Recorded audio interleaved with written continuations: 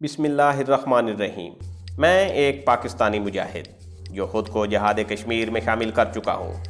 Video शुरू करने से पहले आप सबसे गुजारिश है कि सब्सक्रिप्शन के बटन को दबाएं और बेल आइकन पर क्लिक करें ताकि हमारी हर नई आने वाली वीडियोस आप तक सबसे पहले पहुँचती रहें। और हमारी वीडियोस पसंद आने की सूरत में लाइक शेयर करें और कमेंट सेक्शन में पाकिस्तान, पाक आर्मी और ISI जिंदाबाद का नारा लगाना न भूलें।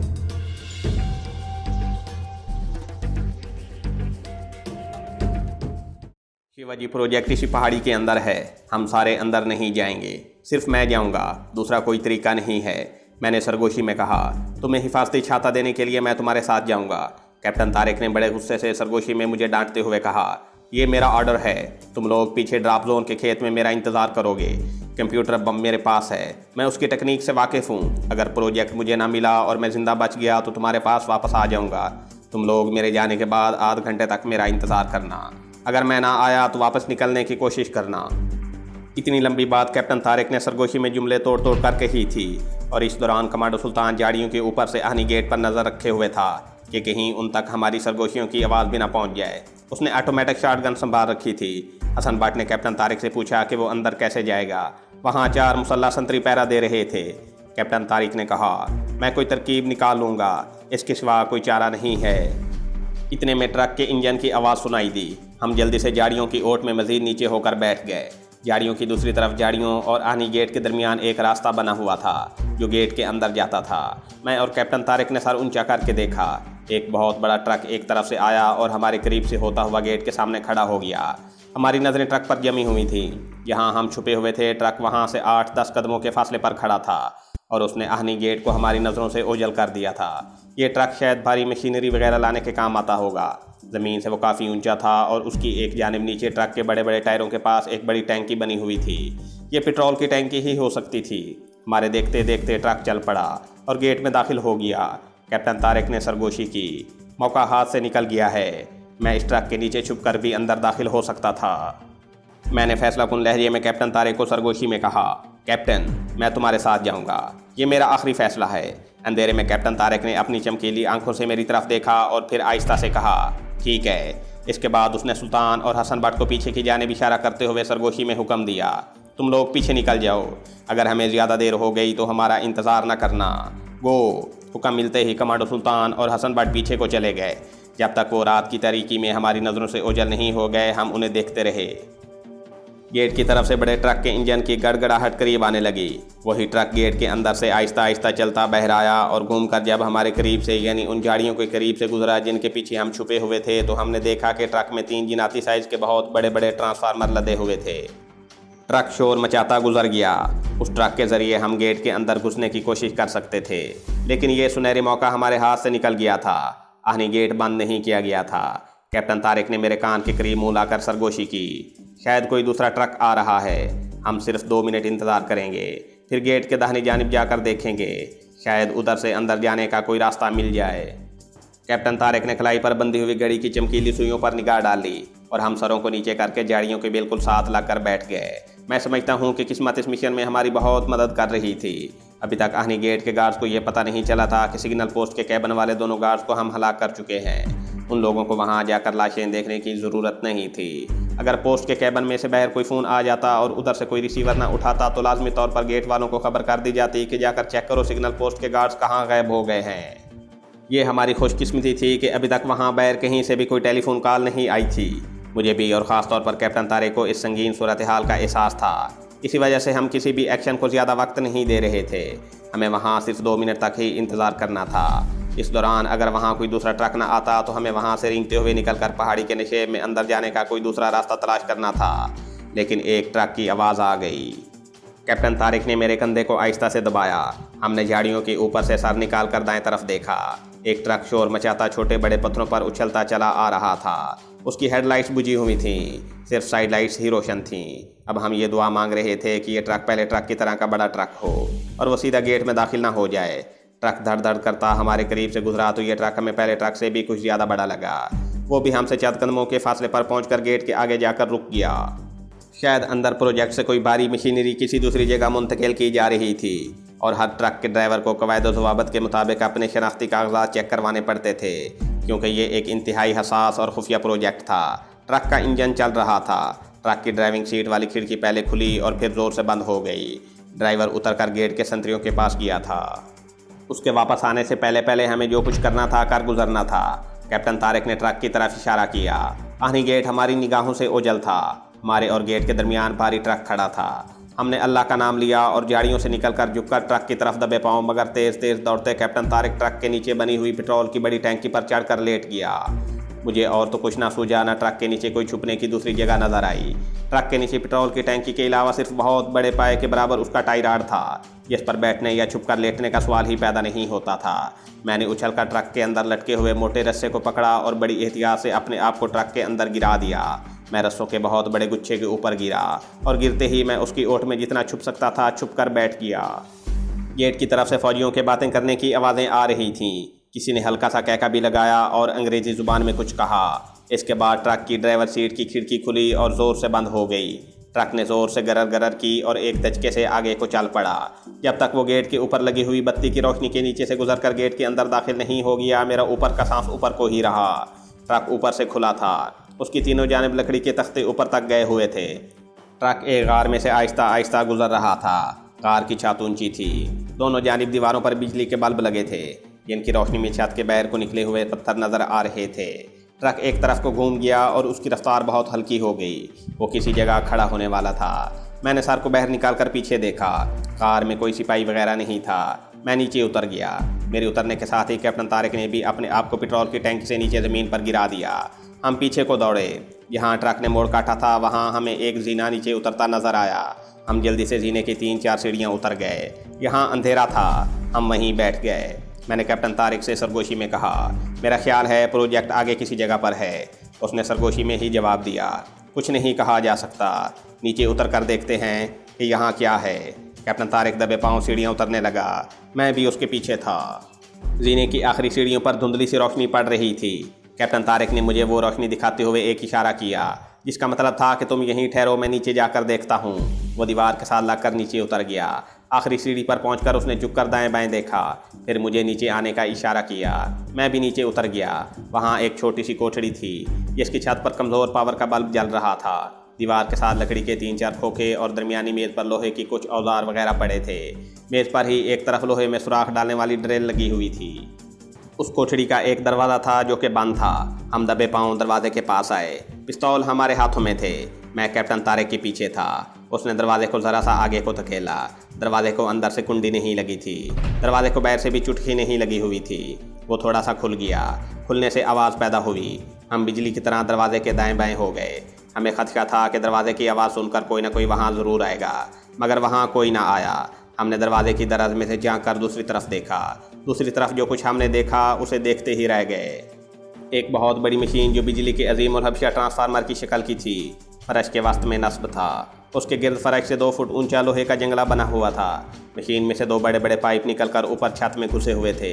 ये पाइप शायद पहाड़ी में से बाहर को निकले हुए थे। सामने वाली दीवार पर कई डायल नस्ब थे, जहाँ हरी और सुर्ख छोटी छोटी बत्तियाँ रोशन थीं। नीचे एक लंबा पैनल था जहाँ 4 बड़े कंप्यूटर पड़े थे। हैरानी की बात थी कि वहाँ कोई फौजी या इंजीनियर मौजूद नहीं था। उस कमरे का सिर्फ वही एक दरवाज़ा था जहाँ से हम अंदर दाखिल हुए थे, और कोई बाहर जाने का रास्ता नहीं था। कैप्टन तारिक ने मुझे आगे आने का इशारा किया।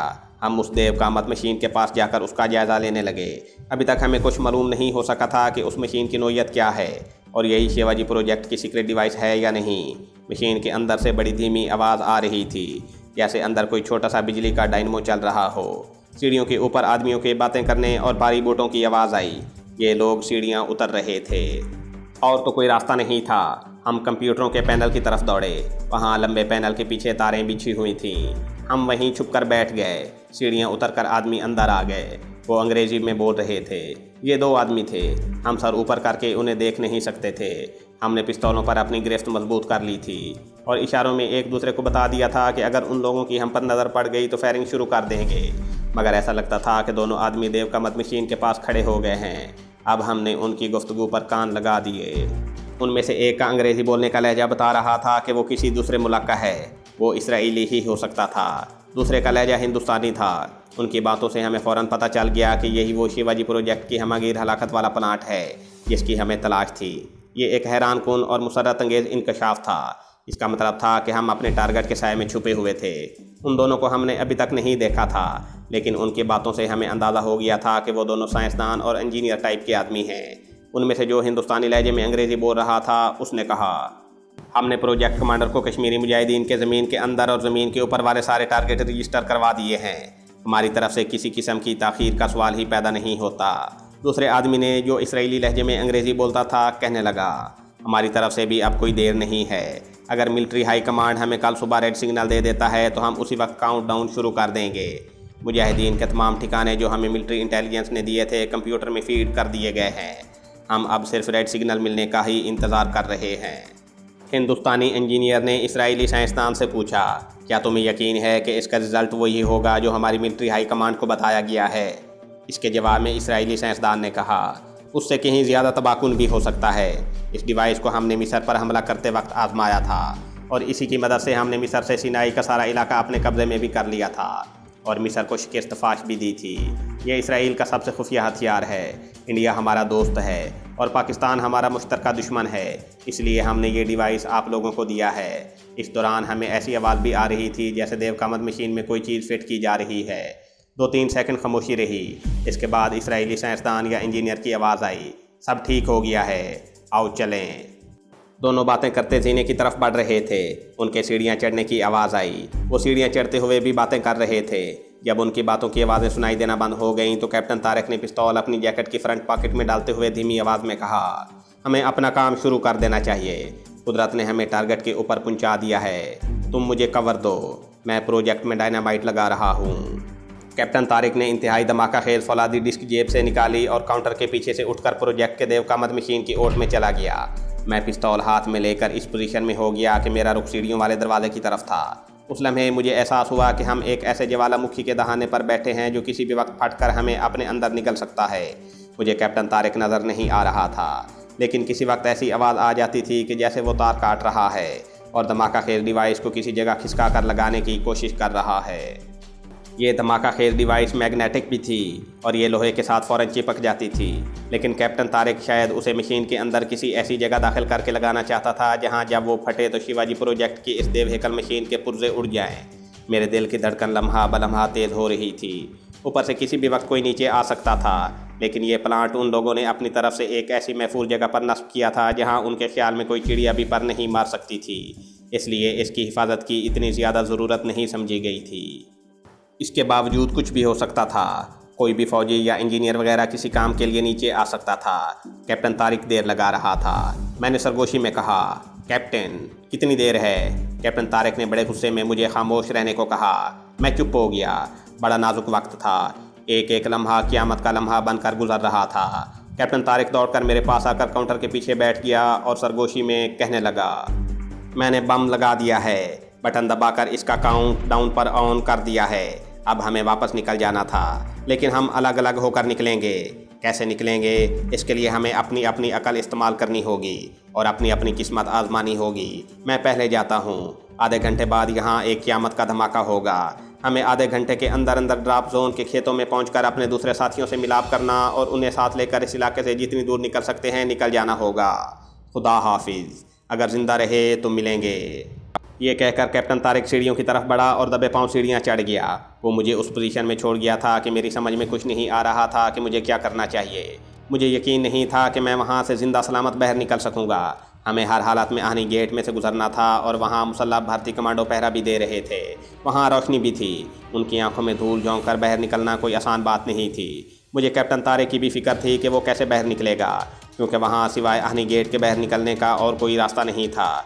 लेकिन वहाँ ज़्यादा देर ठहरना अपनी मौत को आप गले लगाना था। धमाका खेल डिवाइस की उल्टी गिनती शुरू हो चुकी थी। मैं उठकर सीढ़ियों की तरफ बढ़ा तो ऊपर से कोई नीचे आ रहा था। पीछे मुड़ने का भी वक्त नहीं था। मैंने वहीं पोजीशन ले ली। इतने में कैप्टन तारिक नज़र आया तो उसने मेरे पास आकर कहा, बड़ा गेट बंद हो गया है, उस तरफ से बाहर जाने का दूसरा कोई रास्ता नहीं है। ऊपर आओ, हम दूसरी तरफ से कोई रास्ता तलाश करते हैं। हम तेज़ तेज़ मगर दबे दबे कदम उठाते सीढ़ियाँ चढ़कर सुरंग में आ गए। हम गेट की बजाय सुरंग की दूसरी जानिब चल पड़े। हम दीवार के साथ लगकर जा रहे थे। 15-20 कदम चलने के बाद सामने दीवार आ गई। दीवार में एक दरवाज़ा था जिसका एक किवाड़ खुला था और अंदर से किसी जनरेटर के चलने की आवाज़ आ रही थी। हम दौड़कर दरवाजे के पहलुओं की तरफ हो गए। कैप्टन तारिक ने सर अंदर डालकर देखा, फिर मुझे एक इशारा किया। इसका मतलब था कि अंदर सिर्फ एक ही आदमी है और उसका मुंह दीवार की तरफ है। हम दबा दबा कर पाँव रखते उस गारनुमा कमरे में दाखिल हो गए। कोठड़ी नुमा कमरे के वस्त में बिजली का एक जनरेटर चल रहा था। सामने की तरफ एक फौजी वर्दी वाला आदमी दीवार पर लगे डायलों की तरफ मुँह किए कॉपी पर कुछ लिख रहा था। जनरेटर के शोर की वजह से वो हमारे कदमों की आवाज़ नहीं सुन सकता था। कैप्टन तारिक ने पिस्तौल का रुख उसकी तरफ कर रखा था। वो आहिस्ता आहिस्ता उसकी तरफ बढ़ रहा था। मेरे पिस्तौल का रुख भी उस भारतीय फौजी की तरफ था। कैप्टन तारिक जैसे ही उस फौजी के पीछे पहुंचा, खुदा जाने उसको कैसे पता चल गया कि कोई उसकी तरफ बढ़ रहा है। उस फौजी ने पलट कर पीछे देखा। जैसे ही उसने पलट कर पीछे देखा, कैप्टन तारिक के पिस्तौल से फायर की हल्की सी आवाज़ बुलंद हुई और गोली भारतीय फौजी की कनपट्टी को चीरती हुई दूसरी तरफ से निकल गई और वो गिर पड़ा। कैप्टन तारिक ने उस कमरे में एक जगह कोने में एक लोहे का छोटा दरवाज़ा देख लिया था। वो उसकी तरफ दौड़ पड़ा। मैं उसके साथ था। उसने दरवाजे को जोर लगाकर बाहर की तरफ खींचा। दरवाज़ा खुल गया। आगे अंधेरा था, मगर कमरे में जो 3-4 बत्तियां रोशन थीं, उनकी रोशनी में हमें नीचे को जाती सीढ़ियां नज़र आईं और हम जल्दी से सीढ़ियां उतरने लगे। आगे अंधेरा ही अंधेरा था। हम दीवार को टटोल टटोल कर उतर रहे थे। सीढ़ियाँ ख़त्म हो गईं। हमारे पाँव अब ज़मीन पर थे। यहाँ पत्थर बिखरे हुए थे। कैप्टन तारिक ने आहिस्ता से कहा, ज़रूर ये रास्ता पहाड़ी की दूसरी तरफ जाता है। ये कुदरती गार है। मुझे इनका तजर्बा है। हम अंधेरे में तेज़ तेज़ चलने की कोशिश कर रहे थे क्योंकि हमारे पास वक्त कम था। थोड़ी देर बाद वहाँ क़यामत खेज़ तबाही मचने वाली थी। हम इस कुदरती सुरंग में काफ़ी देर तक चलते गए। एक जगह पहुँचे तो हमें ताज़ा सर्द हवा महसूस हुई। कैप्टन तारिक ने कहा, ये हवा बाहर से आ रही है, जल्दी जल्दी चलो। मज़ीद 5 मिनट चलने के बाद हम सुरंग से बाहर निकल आए। हमने देखा कि हम एक बहुत बड़े ऊंचे पहाड़ी सिलसिले से बाहर निकले हैं।